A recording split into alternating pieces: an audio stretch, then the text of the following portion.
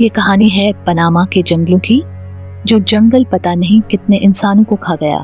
जो लोग अपने उज्जवल भविष्य की तलाश में अमेरिका जैसे देश जाते हैं, पर उससे पहले आता है पनामा का खौफनाक जंगल।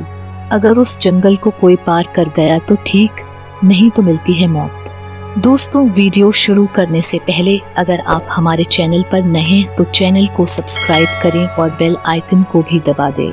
दोस्तों, ये वीडियो एक सच्ची घटना पर है। पंजाब के रहने वाले वरिंदर सिंह ने जब अपनी आप बीती बताई तो सब हैरान रह गए। दरअसल वरिंदर सिंह एक अच्छी जिंदगी के लिए विदेश जाना चाहता था। घर वालों से बात हुई और वो मान गए, पर अमेरिका जाने का जो तरीका था वो आम तरीका नहीं था, बल्कि वो तरीका था डोंकी। डोंकी शब्द के बारे में पंजाब के ज्यादातर लोग जानते हैं। अगर आप नहीं जानते तो हम आपको बता दें। विदेश जाने के दो तरीके होते हैं। एक तो होता है कानूनी, जिसमें कोई पढ़ाई के लिए या काम करने के लिए विदेश जाते हैं और कुछ सालों बाद उसको सिटीजनशिप मिल जाती है। पर जो दूसरा तरीका है उसका नाम है डोंकी, जो कि एक अवैध तरीका है। और यह रास्ता समुद्री जहाज से भी हो सकता है, बाय रोड भी हो सकता है और छोटे छोटे देशों से होकर मेक्सिको पहुंचना होता है। मेक्सिको के बाद आता है यूएसए बॉर्डर और वहां लोग गैर कानूनी तरीके से बॉर्डर क्रॉस करते हैं और अमेरिका में दाखिल हो जाते हैं। लेकिन यह सुनने में जितना आसान है, हकीकत में उतना ही मुश्किल और भयानक होता है, क्योंकि मेक्सिको बॉर्डर से पहले 8 देशों से होकर जाना पड़ता है, जिसमें सबसे पहला देश है इक्वाडोर, फिर Colombia, Panama, Costa Rica, Nicaragua, Honduras, फिर ग्वाटेमाला और फिर आता है मेक्सिको यूएसए बॉर्डर।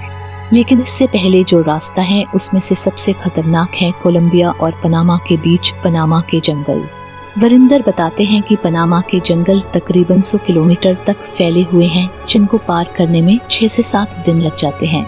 लेकिन ये रास्ता तब और भयानक हो जाता है जब आप रास्ता भटक जाते हैं और डोंकर्स यानी आपको रास्ता बताने वाले बीच जंगल में ही छोड़कर भाग जाते हैं। जंगल में माफिया गैंग होता है जो लूटपाट करते हैं, आपसे आपका खाना और पैसे छीन लिए जाते हैं।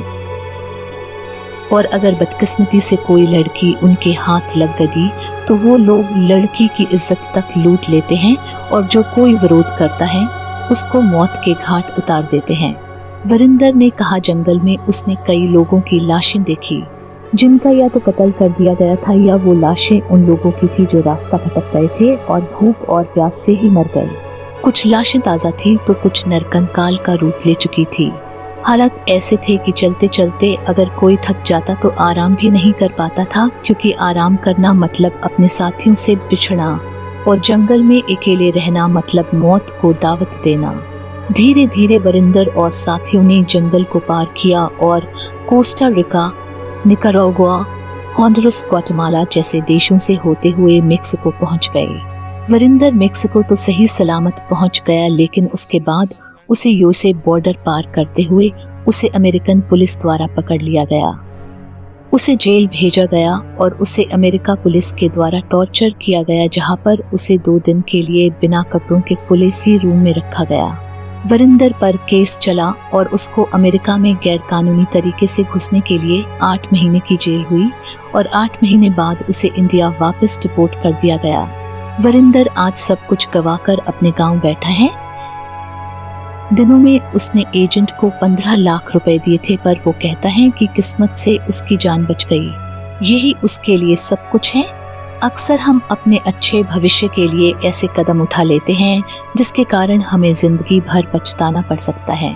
तो हम आपसे यही कहेंगे कि कोई भी फैसला लेना से पहले कई बार सोचें, क्योंकि जिंदगी इतनी सस्ती नहीं होती। समय ले, सोचे और कानूनी तरीके से ही विदेश जाए।